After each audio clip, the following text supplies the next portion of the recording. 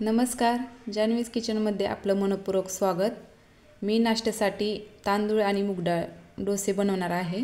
त्यासाठी 1 वाटी हिरवे मूग घेतलेत मी, 2 वाटी रेशनचे तांदूळ घेतलेत मी। आता हे 2 पाण्याने स्वच्छ धुवून घ्यायचं आहे अगोदर। आता हे साहित्य 8 ते 10 तास भिजवून घ्यायचं आहे। या साहित्यात थोडेसे मेथ्या घेतलेत मी, तुम्ही बघ, याच्यात भिजत टाकायचे आहेत रात्रभर। शुभ सकाळ। तर या ठिकाणी रात्रभर मूग डाळ, तांदूळ आणि थोडीशी मेथी टाकून भिजत ठेवलेले। तर हे छान भिजलं आहे। आता हे पाणी काढून मिक्सरमध्ये बारीक करून घेणार आहे। हे जिरे 1 चमचा टाकून घ्यायचे, हिरव्या मिरच्या 5-6, लसूण, अद्रक, थोडासा कढीपत्ता, कोथिंबीर, हिंग चिमूटभर, भिजवलेली चिंच, चवीपुरतं मीठ, हळद टाकून घेणार आहे थोडीशी, थोडंसं पाणी टाकून घ्यायचं आणि बारीक करून घ्यायचं हे सर्व साहित्य। डोसे बनवण्यासाठी पीठ तयार झालं आहे। आता यात गाजर किस घेतला आहे, कांदा बारीक चिरून घेतलाय, टोमॅटो, कोथिंबीर। आता हे सर्व साहित्य मिक्स करून घ्यायचं।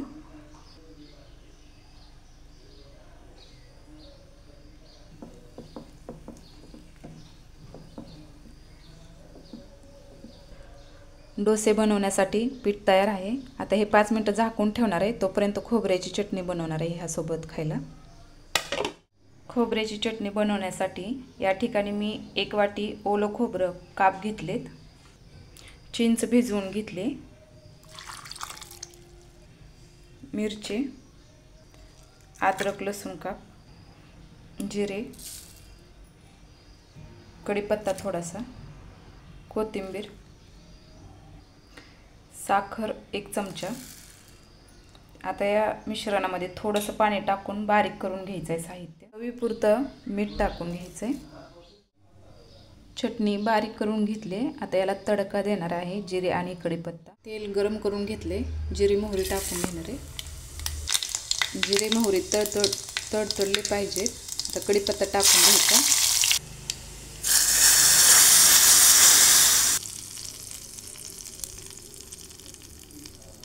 तर या ठिकाणी खोबऱ्याची चटणी तयार आहे। आता डोसे करून घेणार आहे मी।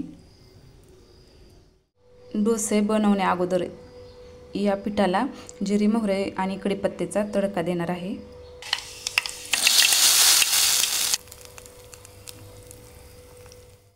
डोसे बनवण्यासाठी मस्त पीठ तयार आहे। आता डोसे बनवून घेते।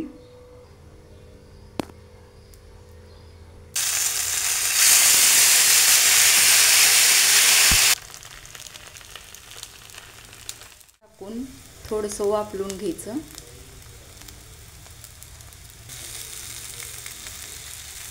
तुम्ही बघू शकता मस्त कलर आलाय।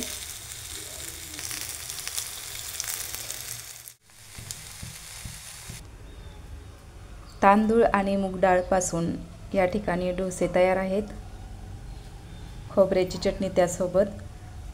तर एकदा नक्की करून बघा। आवडले तर लाईक, शेअर, कमेंट आणि सबस्क्राईब करा। थँक्यू।